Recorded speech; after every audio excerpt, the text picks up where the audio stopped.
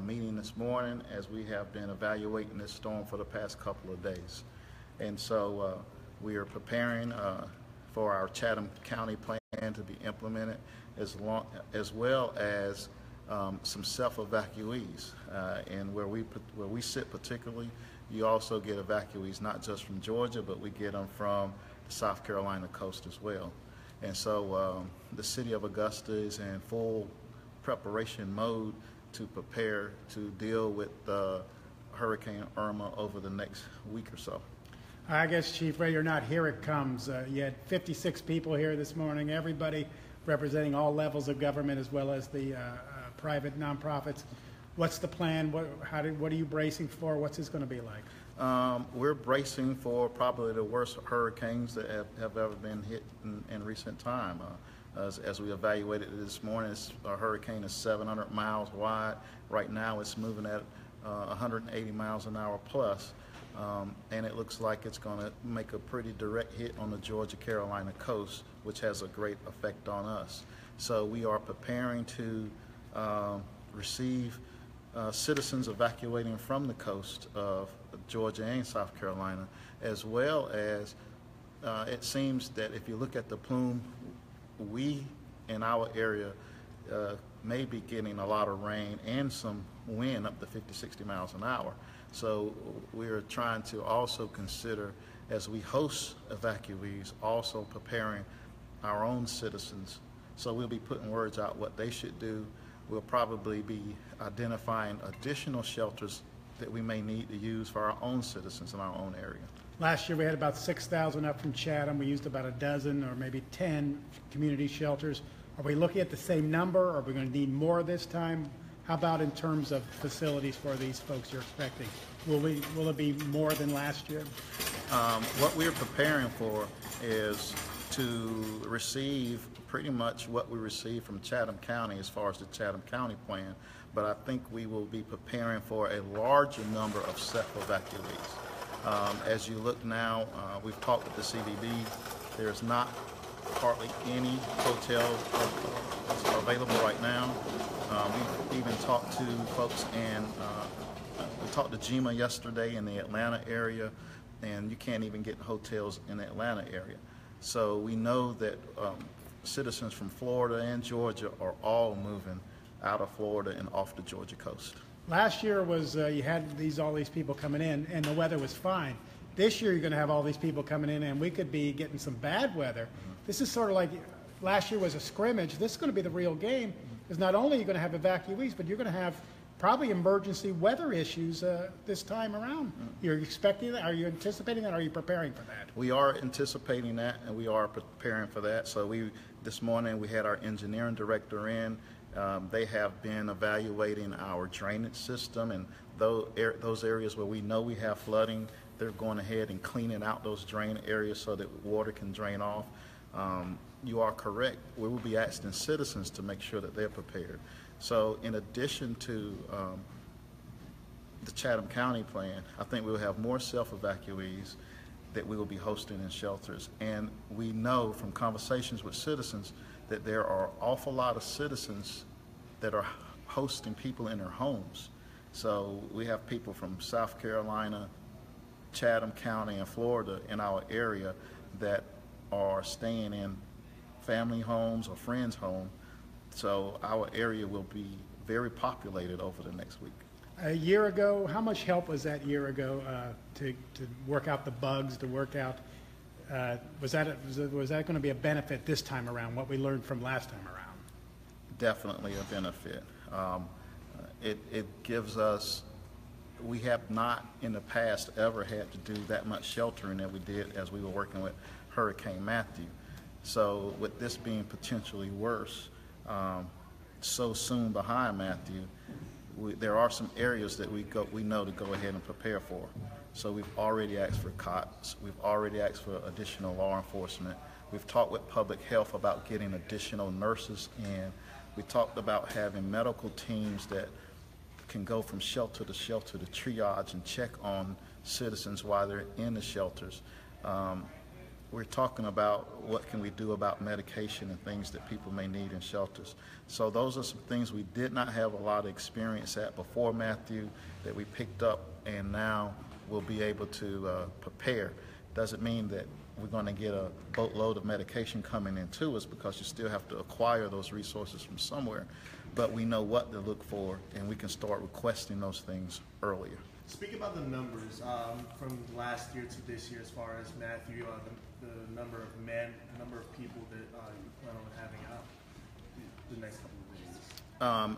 As far as just Sheer number. sheer numbers. right, and it's really hard to predict at this time. We know that we'll have the numbers from Chatham County. Since that time, since we had Matthew last year, we reached out to the state, and so there may be some other counties now that we're going to step up and try to assist in taking some of the evacuees.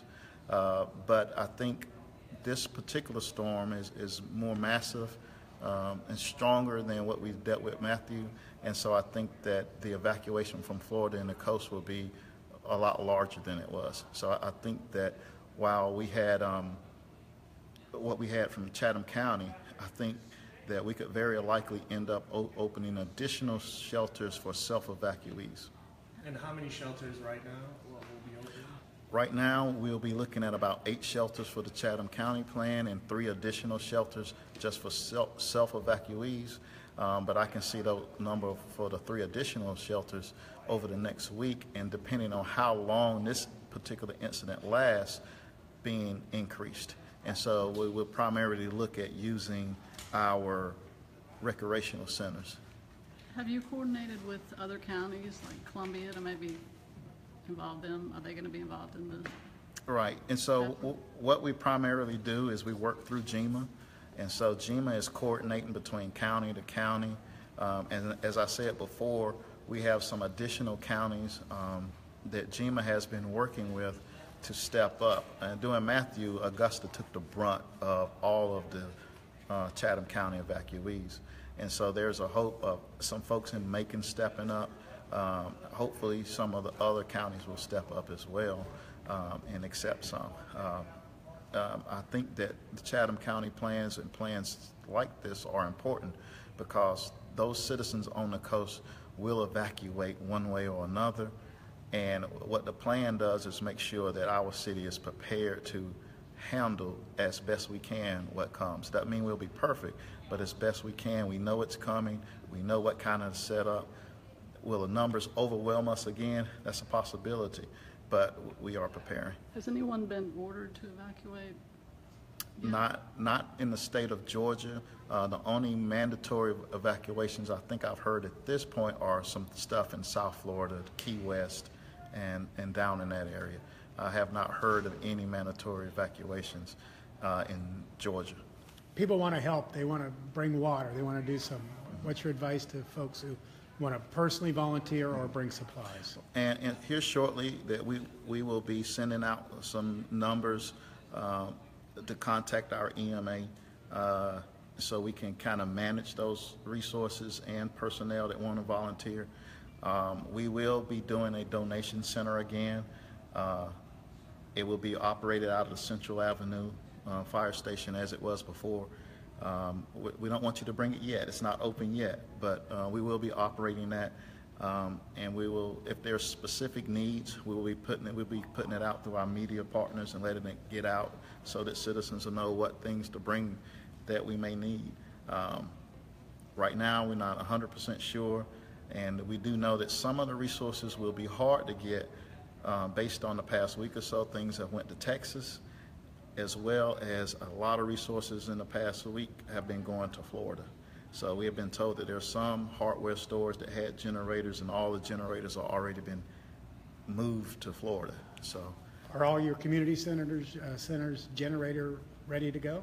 not all of them. So we have at least 4 of them are wired for generator access, so if power was to drop.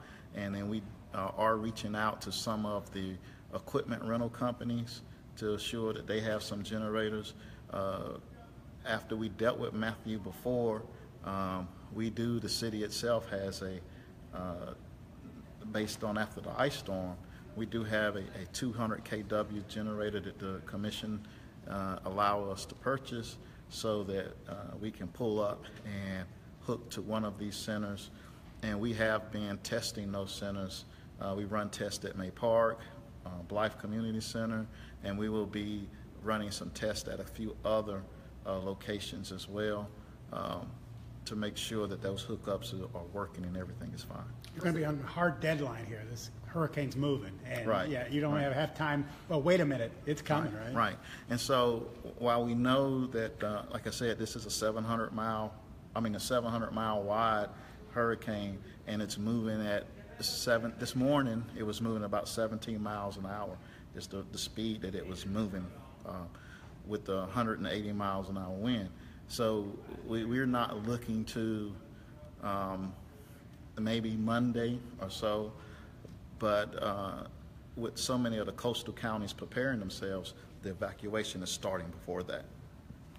Thanks, Chief. Your staff, other city staff, I mean, what level of readiness are they going to be?